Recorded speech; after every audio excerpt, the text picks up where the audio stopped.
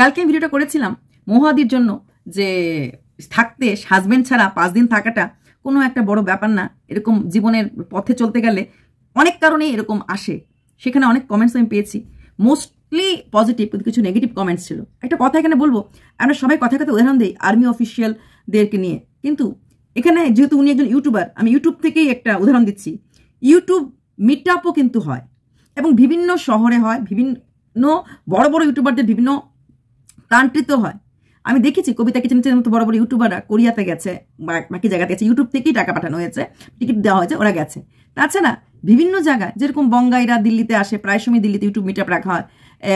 আরমান মালিকের মতো বড় ইউটিউবাররা মুম্বাই কিছুদিন আগে গেছে, ব্যাঙ্গালোর গেছে, হায়দ্রাবাদে গেছে, এবং সেই মিট আপে কিন্তু সবসময় পুরো পরিবার নিয়ে যাওয়া হয় না। কারণ মিট আপের যদি টিকিটের ব্যবস্থা থাকে বা রুমের ব্যবস্থা করে দেওয়া হয়, তাহলে কিন্তু ওই একজন ইউটিউবার যিনি মেইন ইউটিউবার তার জন্যই করা হয়। বাকি হ্যাঁ, চাইলে ওরা নিজেরা টিকিট করে যেতেই পারে, কিন্তু সবসময় সবার যাওয়া হয় না, সবার সেই পরিস্থিতি থাকে না। সেই ইউটিউব মিট আপ অ্যাটেন্ড করার জন্যও কিন্তু বড় বড় ইউটিউবাররা কিন্তু বাড়ি ছেড়ে কিছুদিন থাকেন। হ্যাঁ, যে মিট আপ, আজকে লখনৌ মিট আপ হলো, কালকে দিল্লিতে হবে, তো 2 দিন আর 2 দিন 4 দিন করে বাড়ি ফিরে আসলো।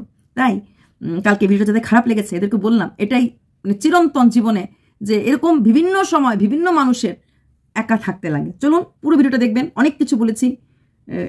লাইক, শেয়ার, সাবস্ক্রাইব, ভিডিওটা স্কিপ করবেন না, দেখে নিন, আশা করছি ভালো লাগবে। সবার মন জয় করতে না পারলেও, কিছু লোকের মন জয় করতে পারলেও কিন্তু নিজেকে অনেক বেশি মোটিভেটেড মনে হয়। আমি কিন্তু কোনো অন্যায় কথা বলিনি, আমি কারোর বিপক্ষে কোনো কথা বলিনি, আমি আমাদের সমাজের আয়নাটা দেখালাম যে বিভিন্ন মানুষ বিভিন্ন সময় সাংসারিক দাম্পত্য জীবনে চলার পথে ঝগড়া করে নয়, প্রয়োজনের খাতিরে, সন্তানদের খাতিরে, পরিবারের খাতিরে দূরে থাকে, এবং 1 দিন 2 দিন নয়, মাসের পর মাস।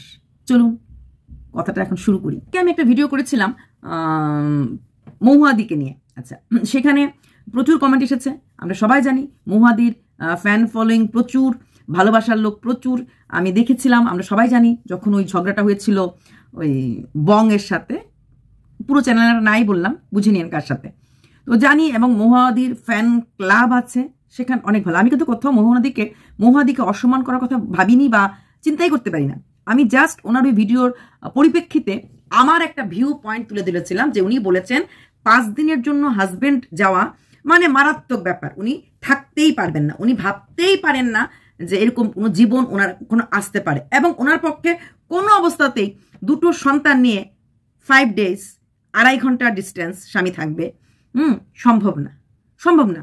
আমরা সবাই জানি ইউএসএতে ওই চোর ডাকাতি নানা রকম যেগুলি আমরা হয়তো ফেস করি, দুঃখিত, চুরি ডাকাতি, রাত বিরাতে ছিনতাই মিনতাই, এগুলি ইউএসএতে কমই হয়, কারণ ওখানে আইনি ব্যবস্থাটা অনেক ভালো, প্লাস ওখানে দারিদ্রতাটাও কম আছে।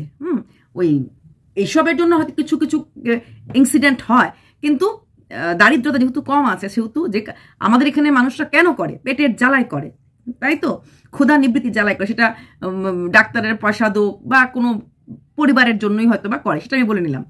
তো যাই হোক, সেখানে 90% কমেন্ট আমাকে পজিটিভ এসেছে, এবং কিছু কিছু মানুষকে আমি হ্যাটস অফ না দিয়ে পারিনি। আমাকে একজন আমার বোন লিখলো, সে উড়িষ্যা গভর্নমেন্টের চাকরি করে, পুলিশে চাকরি করে, তার স্বামীও পুলিশ চাকরি করে, তার স্বামী তার থেকে 800 কিলোমিটার দূরে চাকরি করে, এবং সে থানাতে ডিউটি করে বাচ্চাটাকে কোলে নিয়ে, ছোট্ট বাচ্চা, সেই বাচ্চাটাকে কোলে নিয়ে ডিউটি করে। আরেকটা বোন লিখলো, তার বিয়ে হয়েছে 2 বছর, সে প্রেগনেন্ট, কিন্তু তার স্বামী মানে তার কাছে আসতে পারছে না, কারণ ছুটি পাচ্ছে না, প্লাস সে একাই সবকিছু হ্যান্ডেল করছে। আরেকজন লিখলো যে আমরা যারা বিভিন্ন সেক্টরে চাকরি করার মানে হাজব্যান্ড পেয়েছি, আমরা এক স্টেট থেকে আরেক স্টেটে যাওয়া, এই যে ট্রান্সফার যেটা হয়, আর এই ট্রান্সফার হলে পরেও কিন্তু হাজব্যান্ডরা আগে চলে যায়, 1 মাস 1.5 মাস ওরা ওই জায়গায় থাকে। কোয়ার্টার হলে কোয়ার্টারের অ্যারেঞ্জমেন্ট অনেক সময় হয়, অ্যাকর্ডিং টু গ্রেড কোয়ার্টার পাওয়া যায় না, তখন ওয়েট করতে লাগে।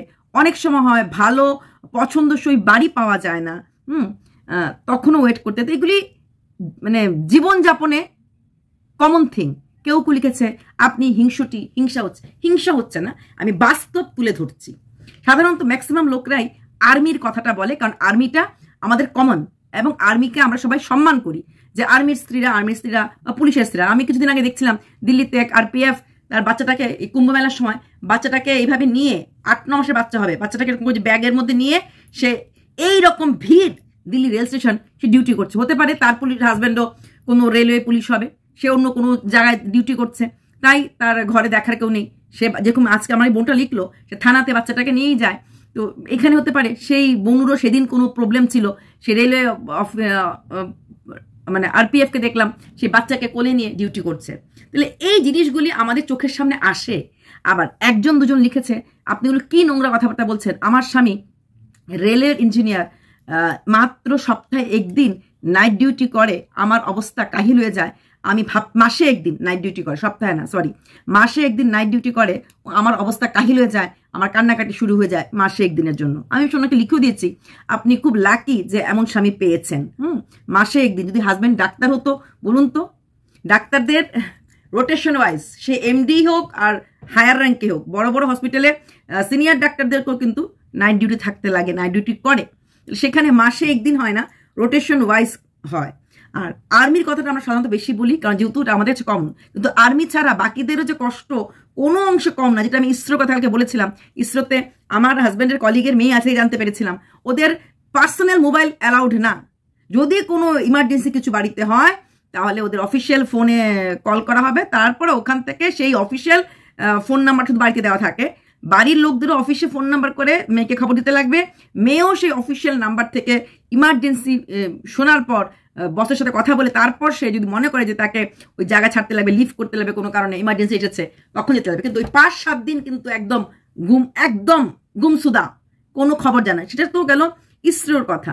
এছাড়া বিভিন্ন যে পিএসইউ, সেটা সেলই হোক, সেটা কোল ইন্ডিয়া হোক, এমন কোল ইন্ডিয়ার কত মাইনিং ইঞ্জিনিয়াররা আছে, মাইনগুলি একটু ভেতরের দিকেই হয়, সেই মাইন ইঞ্জিনিয়ার সিনিয়র অফিসারদের বউরা যখন বাচ্চাগুলি একটু বড় হয়ে যায়, 8-9-এ পড়ে, এদের বাচ্চাগুলিকে বিভিন্ন এন্ট্রান্স কোচিং দেওয়ার জন্য, বিভিন্ন জেই কোচিং দেওয়ার জন্য ওরা কিন্তু মেইন শহরে বা ভালো জায়গায় চলে যায়, ভালো জায়গায় চলে আসে।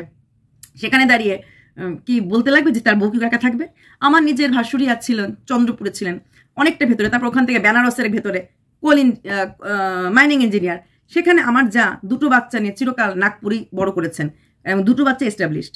তাহলে কারণ এখন হাজব্যান্ড মাইন এরিয়াতে থাকে, সেখানে মাইনিং এরিয়াতে ভালো স্কুল নেই সিনিয়র ক্লাসের জন্য, বিশেষ করে এন্ট্রান্স কোচিং দেওয়ার জন্য। হ্যাঁ, তো সেখানে কি করা যাবে? তো হাজব্যান্ডের সাথে গিট বেঁধে তো ঘুরতে পারবে না, তাই নিজেরা একটা জায়গায় এস্টাবলিশড হয়, স্ত্রী 2 বাচ্চাকে এক জায়গাতে রাখে, বাকিরা অন্য জায়গায় থাকে।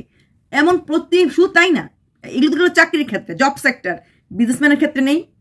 ভালো ভালো বিজনেসম্যানরা গুয়াহাটি বলো, মণিপুর বলো, ডিমাপুর বলো, এরা কলকাতা, দিল্লি, বিভিন্ন জায়গায় তাদের বিজনেসের যেটা ওরা বলে, ওদের প্রোডাক্ট বলে না, ওরা মাল বলে, হ্যাঁ মাল আনতে যাচ্ছি, মাল ডেলিভারি দেবে মুখ থেকে, ওরা আসে এবং সেখান থেকে ওরা কিনে নিয়ে যায় বা অ্যারেঞ্জ করে যায়।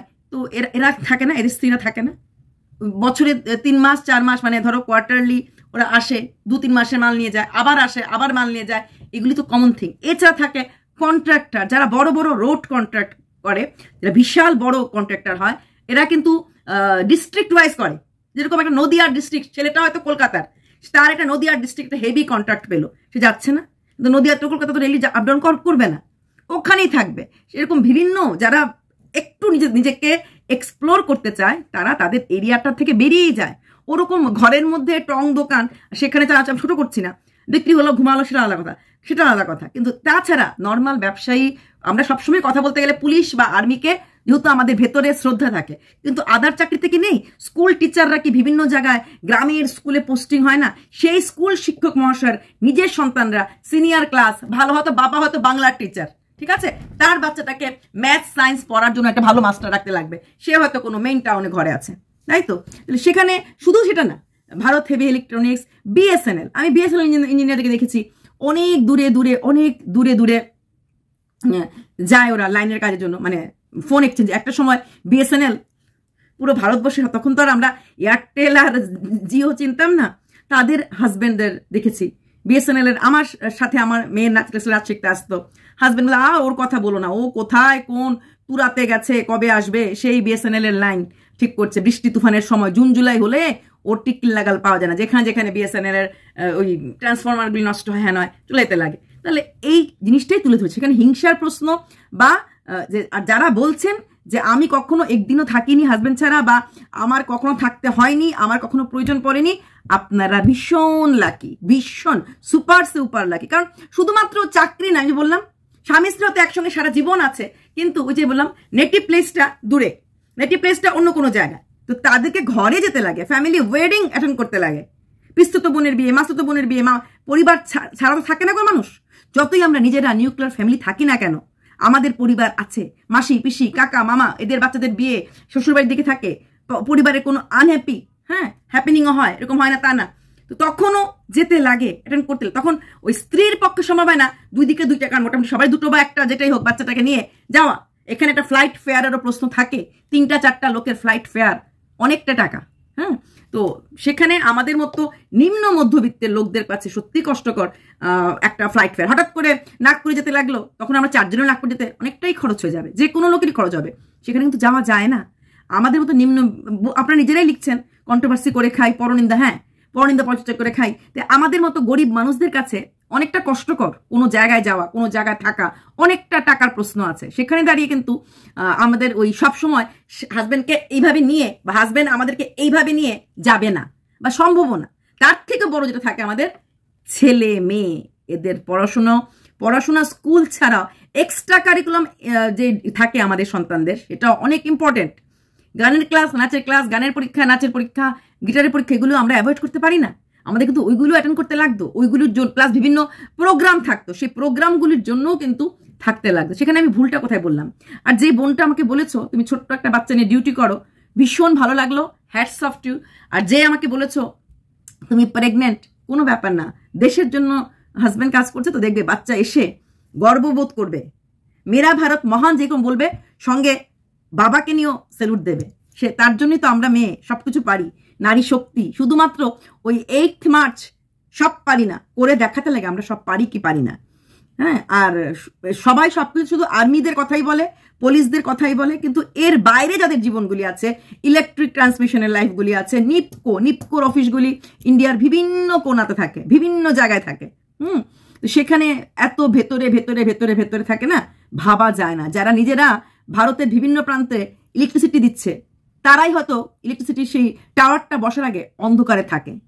হ্যাঁ, আমি এমনও ঘটনা জানি, একজন মহিলা, তার হাজব্যান্ড, তখন তার একটা ছেলে হয়েছিল, ক্লাস 4-এ পড়তো, তার হাজব্যান্ড এমন জায়গায় কারেন্টের ইলেকট্রিসিটি টাওয়ার বসাতে গেছে, 15-20 দিন ধরে বৃষ্টি তুফান, আসামের তো এরকম হয়, তো পাওয়ার কাট, সেখানে ফোন লাইনও নেই, ল্যান্ডলাইন সেরকম চলতো না। তার বাড়ির মালিক অসভ্য, নোংরা, ইতর মানুষ পৃথিবীর সব জায়গাতেই থাকে। তার নিজের বাড়ির মালিক তার সাথে ব্যাড ম্যানার্স করার চেষ্টা করেছে রাত্রেবেলা একদিন। মহিলা তখন চিৎকার করে ডেকেছিল পাশের ঘর থেকে, বাবু বাবু করে ছেলেকে। ছেলে তখন মাত্র ক্লাস 4-এ পড়ে। সেই ঘটনাটা আমার জানাশোনা কোনো ঘটনা। ছেলেটা মার এই অবস্থা দেখে হাতের কাছে মোটা বাস ছিল, ওই যে দরজার মধ্যে দেয় না, সেটা এইভাবে নিয়েছে, ক্লাস 4-এর ছেলে, সেটা এইভাবে নেওয়াতে সে মালিক পালিয়ে গেছে। মালিক তো পালিয়ে গেছে, তারপর সেই ভদ্রলোক আস্তে আস্তে 4-5 দিন, তারপর মালিকারা আসেনি। একদিনে তো কোনো কারণে অংশ মানুষ হয় না, হঠাৎ করে একের জন্য চারা দেয়, তো এরপরে আসেনি। 3-4 দিন পরে ভদ্রজন এসেছে, তখন ভদ্রমহিলা হাও মাও করে কেঁদে কাহিনীটা বলেছে। তারপর ভদ্রলোক মালিককে বলেছে, জিজ্ঞেস করেছে, মালিক অস্বীকার করেছে। সেই ঘটনার পর তার সেই বাচ্চা ছেলেটি, ক্লাস 4-এর ছেলেটি কেমন জানি একটু হয়ে গেছিল, এগুলি মানে চোখের সামনে কেমন জানি একটু হয়ে গেছিল। তারপর তাদেরকে, মানে তারা আর ওইখানে থাকিনি, ওই এলাকায় থাকিনি, নামটা আমি বলবো না, ওরা শিফট করে গেছিল গুয়াহাটিতে, কারণ গুয়াহাটিতে রিলেটিভ সবকিছু আছে, ওখানেই ফ্ল্যাট ছিল, ওখানেই বাড়ি শিফট করে গেছিল। এবং সেই বাচ্চাটা প্রায় 6-7 মাস একটু অন্যরকম হয়ে গেছিল, মানে ওই ভয়, ওই অন্ধকার রাত, মার চিৎকার সে ভুলতে পারেনি। তাকে সাইকিয়াট্রিস্ট দেখানো হয়েছিল, কাউন্সিলিং করানো হচ্ছিল, এবং তাকে হাসি খুশি রাখার জন্য, তারকে আনন্দ দেওয়ার জন্য ভদ্রমহিলা আবার প্রেগনেন্ট হয়েছিলেন, এবং আবার সেকেন্ড ছেলে হয়েছিল। যে বলছিল যে তার এখন একটা খেলার সাথী, সবসময় কথা বলে, মানে একটা একাকিত্ব থেকে দূর থাকা, কারণ মা আর ছেলে থাকতো, তো ওই আবার প্রেগনেন্ট হয়ে আবার ছেলে হয়েছিল। এবং ওরা এরপরে এখন সেই ছেলে যার কথা বলছি, সে এখন হ্যাঁ চাকরি করে, বিয়েও বোধ হয়ে গেছে, বিয়েও বোধ হয়ে গেছে, হ্যাঁ চাকরি তো করবেই, বিয়ে হয়ে গেছে। তো তখন এই জিনিসগুলো চোখের সামনে দেখা, সেই মহিলার যে একটু হিন্দি বলতে পারে না, যে একটু ইংলিশ বলতে পারে না, লোকাল ল্যাঙ্গুয়েজটাই বলতো, সে যে পুলিশকে ডাকবে, পুলিশের সাথে গিয়ে কথা বলবে, সেটাও না, ছেলেকে বলছিল তার লোকাল ল্যাঙ্গুয়েজে, ছেলে ইন্টারপ্রেট করে দিচ্ছিল অন্য ল্যাঙ্গুয়েজে। তো সেগুলি না খুব চোখের সামনে দেখেছি। তাই এগুলি দেখার পর মানুষরা কত কষ্ট করে এবং কিভাবে থাকে। যেহেতু বিভিন্ন শহরে আমরা থাকি, বিভিন্ন জায়গায় থাকি, ডিফারেন্ট রিলিজিয়ান, ডিফারেন্ট স্টেট, এসব নিয়ে থেকে অভ্যস্ত। একটা জায়গায় এক জায়গাতে থাকতে থাকতে না মানুষ অবাক হয়ে যাচ্ছে। মানে এক ডিফারেন্ট স্টেট হলো যে এক জায়গায় 20 বছর থাকি, মোটামুটি হ্যাবিচুয়েটেড হয়ে যায়। কিন্তু সেটা তো না। যেহেতু আমি নিজে বিভিন্ন শহরে থেকেছি, বিভিন্ন জায়গায় থেকেছি, বিভিন্ন লোকের সাথে মিশেছি, তো জগৎটা না খুব সুন্দরভাবে দুটো চোখ দিয়ে দেখেছি। এই জগতের কোন জায়গায় কোন জায়গাতে কতটুকুন কালিমা আছে সে বোঝার মতো ক্ষমতা, শক্তি দুটোই আছে। সত্যি কথা বলতে কি, এখন বয়স হয়েছে, বিয়ের পরের দিন থেকেই বয়স্ক ছিলাম না। হ্যাঁ, বিয়েটা একটু মানে পড়াশোনা করলো, খুব রেডিতে বিয়ে করিনি।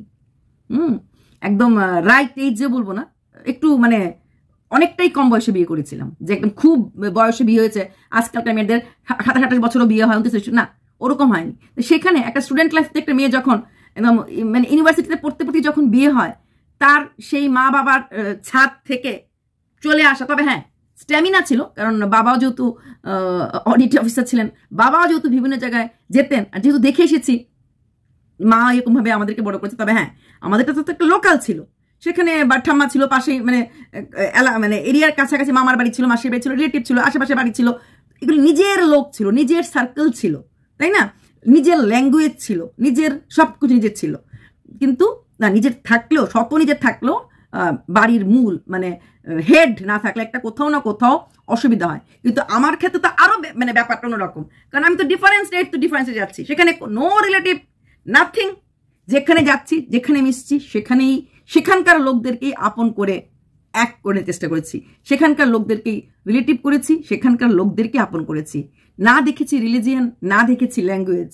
হ্যাঁ, বরং উল্টো আমার ফ্রেন্ড সার্কেল সবসময় ছিল নন বেঙ্গালি। না না না, মানে যখন যে স্টেট, সেই স্টেটেররাই বেশি আমার বন্ধু হতো বা বন্ধু থাকতো। তো সেখানে দাঁড়িয়ে এই কথাগুলি বলাটা আমি হয়তো কিছু ভুল করিনি বা ভুল বলিনি, আমার কাছে সত্যি অবাক মনে হয়েছে। তাছাড়া উনি সেখানে অনেক বছর ধরে আছেন এবং তার সন্তানরা অনেক বড় হয়ে গেছে। আমরা 6 মাসের বাচ্চাকে নিয়ে অ অ অ করতে একা ঘরে থাকতাম, 5টা রুম, বিশাল বড় ফ্ল্যাট। হ্যাঁ, ফ্ল্যাট না, বাড়ি, 5 রুমের বিশাল বড় বাড়ি, ওপরটা পুরোটা একা। যদি ওপরে রাত্রেবেলা কেউ এসে আমাকে এইভাবে শেষ করে চলে যায়, নিচেররা খবরও পাবে না। হ্যাঁ, কারণ পুরো এন্ট্রান্সটাই আমার আলাদা। যদিও লক থাকতো, খোলার প্রশ্নই আসে না, বাট কোনো কারণে কোনো অবস্থাতে যখন যেখানে গেছি সবটাই একদম বিশাল বড় বড়। তো সেখানটাতে মানে বাড়িগুলি, তো সেই বিশাল বড় বড় বাড়িগুলিতে থাকার জন্য ওই বললাম যে যেটা এমনিতে যেরকম আরামদায়ক, কিন্তু রিস্কও তো থাকে, তাই না? তো সেগুলি না পার হয়ে এসেছি, সেগুলি পার হয়ে এসেছি। তখনকার দিনে এই বাড়িগুলিতে না এখনের মতো আমাদের যেটা এখন সিকিউরিটি গার্ড থাকে, সেগুলি ছিল না। বরং উল্টো, যেহেতু ওই এরিয়ার মধ্যে সবচেয়ে বড় লোক বাড়ি ওটা, চোখ মানুষের ওই বাড়িতে তাকাতো, আচ্ছা ওই বাড়িতে থাকে, ওই বাড়িটা মানে ওই বাড়িটা ভাড়া নেওয়া মানেই তার কাছে এটা আছে, এমন একটা ব্যাপার থাকতো। হ্যাঁ, তো এগুলি না পার হয়েছি, এই এরিয়াটা, এই বয়সটা, এই দিকটা পার। কিন্তু এখন তো আমাদের সেরকম বয়স না, এখন সেরকম বয়স না। এর জন্যই কথাটা আমি বলেছি যে উনি 5 দিন থাকতে পারবেন না এমন একটা শহরে, যেখানে ভালো ডাক্তার আছে, যেখানে আইনি ব্যবস্থা ভালো আছে, যেখানে গাড়ি ইজিলি পাওয়া যায়, যেখানে আশেপাশের লোকদের কাছে হেল্প চাইলে হেল্প পাওয়া যায়। তার থেকে বড় কথা, ছেলে মেয়ে দুটোই বড় হয়ে গেছে। তার থেকে বড় কথা, উনি ওই শহরে অনেক বছর ধরে আছে। তারপরেও আমি ভুল না। তার মানে যারা আপনারা লিখছেন, যারা আপনারা সব কথা বলছেন, আপনারা জানেন না, আপনারা পৃথিবী দেখেননি। অবশ্যই আমি বলবো, পাহাড়ে, গঞ্জে, গ্রামে এক একটা যে বড় বড়, হ্যাঁ, স্ত্রীরা খুব ভালো থাকে, স্ত্রীদেরকে বড় বড় ফ্ল্যাটে, বড় বড় গাড়িতে, অনেক কিছুতে রাখা হয়। তো স্বামীরা যে কত দূরে দূরে কত কষ্ট করে, কত মেসের খাওয়া খায়, কত গেস্ট হাউসের খাওয়া খায়, খাওয়া ভালো লাগুক নালে, সাউথ ইন্ডিয়ান অফিসার ট্রান্সফার করে দিয়েছে সেই আইজলে তার খাওয়া কিছুই পায় না। হরিয়ানার ছেলে কেবি চাকরি পেয়েছে আসামে, আমাকে খালি বলতো, ম্যাডাম দহি নেই মিলতা है, आप लोग को यहाँ पे दही নেই। তখন কি বলে দই পাওয়া যায় না, তো দই কেন করে? তখন তো বুঝতে পারিনি, এখন বুঝতে পারছি হরিয়ানাতে এসে ওদের কাছে দহি মতলব কি হয়। এই বড় ওদের কাছে এই যে একটা কি মশলা দহি ওরা বানায়, ওটা খেলে পরে আর কিচ্ছু, ওরা একটা লস্যি বলে, লস্যি তো না, এটা কি জানি বলে, আর একটা নাম আছে ওটার, ভুলেও গেছি কথা বলতে বলতে। ওটা খেলে পরে আর কিছু খেতে লাগে না।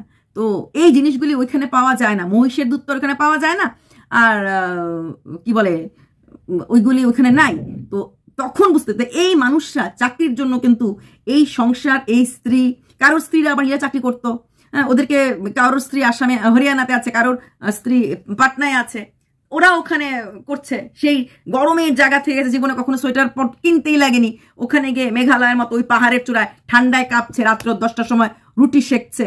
তো এগুলি না যেসব স্ত্রীরা ভোগ করেছে, যেসব স্বামীরা ভোগ করেছে, আর ভারতবর্ষের মোটামুটি যারা সার্ভিস হোল্ডার আছে, এমনকি মানে যারা একদম গ্রামে না থাকে, এরা সবাই জীবনে কিছুটা সময় হলে একা কাটায়, এমন না একা কাটায়নি জীবনে কিছুটা সময়। আমি তো আমার শাশুড়ি মার ক্ষেত্রেও দেখেছি, আমার শ্বশুর মশাইও এরকম সেন্ট্রাল গভর্নমেন্ট অফিসার ছিলেন, ট্রান্সফার, আর বাবাও সেম। তাই যেহেতু মা চাকরি করতেন, মা একটা জায়গায় স্থির ছিলেন, কিন্তু বাবা তো ট্রান্সফারেবল জবে ছিল, শ্বশুর মশাই তো ট্রান্সফারেবল জবেই ছিলেন। তো এগুলি না ওই বলাটা সহজ যে পরিবার পরিবার পরিবার।